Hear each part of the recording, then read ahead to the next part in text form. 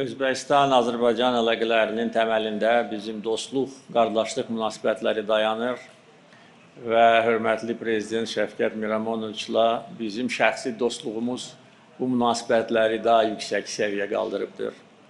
Onu bildirməliyəm ki, Qarabağın bərpasında bizə birinci yardım edən məhz Özbəkistan Prezidenti olmuşdur.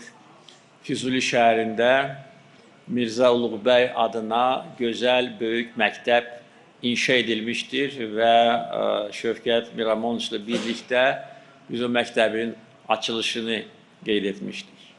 Yəni, ondan sonra digər qardaş dövlətlər bizə hədiyyələr etmişdilər. Qazaxıstan, Qırğızstan, Türkmənistan, amma birinci yardım məhz Özbəkistandan gəlib. Hər dəfə Özbəkistanda olanda bir də əmin oluram ki, nə qədər bizim xalqlarımız bir-birinə yaxındır, bir-birinə bağlıdır. Yazılı sözləri görəndə heç bir tərcüməyə ehtiyac yoxdur. Dillərimiz də çox bir-birinə bənzəyir. Təbii ki, tələffuzda bir qədər fərq var, amma prinsipcə hər şey anlaşılır. Çox böyük tarixi əlaqələrimiz bizi birləşdirir və Özbəkistanla münasibətlərin inkişafı bizim üçün prioritet məsələlərdən biridir. Onu da bildirməliyəm ki, təkcə məktəblə Özbəkistan öz qardaşlıq missiyasını yekunlaşdırmayıb, Xankəndi şəhərində birinci böyük sənaye müəssisəsi, tikiş fabrikası yenə də Özbəkistan sərmayəsi hesabına açıldı və yenə də hörmətli Prezident Mirzəyevlə birlikdə biz o fabrikanı ziyarət etmişdik.